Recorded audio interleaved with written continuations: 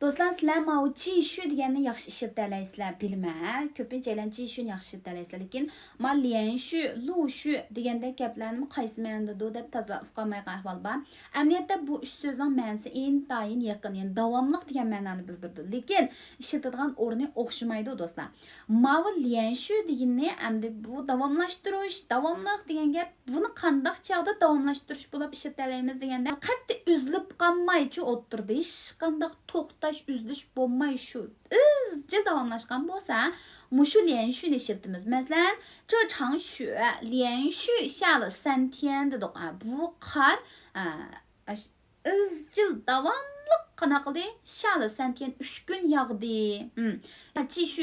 Jishu bo'lsa, bu azroq qilib o'tirdi, azroq to'xtab, anki yana davomini ulab qilgan bo'lsa, mana biz jishu deymiz, hamda davomlashtirish degan ma'nosi bor. Masalan, 睡2个小时继续讲课 睡2个小时继续讲课 2 soat uxlab olib, anda davomli dars so'zlayman degan gap bo'ldi. Ammo lushu bo'lsa, kaynidan mundaq davomlashtirish, bir-birini kaynik ulab holatda davomlashtirish deganni bildirdi. Masalan, 他们陆续排队做核酸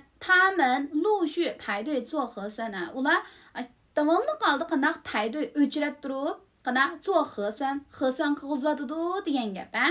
Ya'ni odamlar u yerda ili uzilgan, ili davom ulangan, ili uzilgan, ili ulangan holda bir-birining kayniga shunday ulanib turib, mana ishdan davom qilganligini bildirdi. Juma ko'pincha holatda mushtaq paydo degan o'chirib tizilish, navbat tizilish degandek so'zlar bilan birga keladi. Ya'ni 他们陆续排队做核酸 ular davomli ashunaq o'chirib tizilib, bir-birining kayniga ulashib o'chirib tizilib, qana 做核酸 qildi degan gap bo'ldi. Tushundinglar?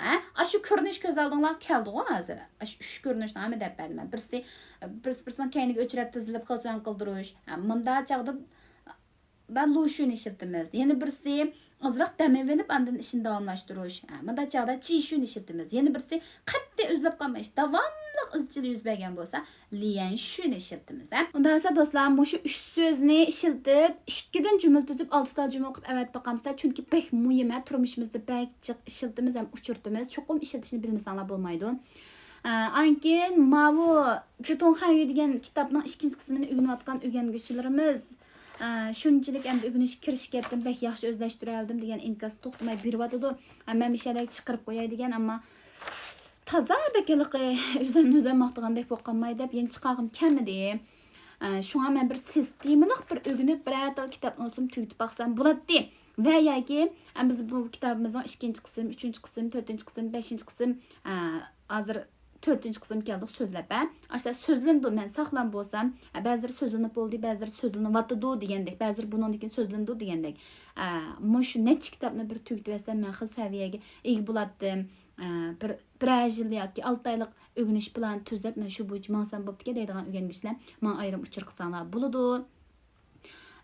Shu bildigan so'zliklar birning atrofida maxsus tili grammatikasini u yer bu yerdan asl uchirish baqqaniki tafsili bilmaydigan mush har jihatdan mayli so'zliklarning ishlatilishi bo'lsin, grammatiklarni pishiq mush jumlaning ichiga qo'yib turib to'liq tushunish bo'lsin va yoki anglab tushunish saviyalarini oshirish bo'lsin va yoki so'zlash saviyalarini oshirish bo'lsin va yoki shu tarjimada so'zliklarni tunib o'qadigan bilan tarjimasini to'liq bilmaydigan manda ahvollar bo'lsin.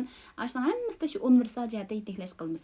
Chunki buning hamma bar emas bu darslikda, anandagi topshiriqlarim shuning tushliq bo'ladi degandek. Men aygish bilan maqsadlar yaxshi o'rganib ketalaysizlar.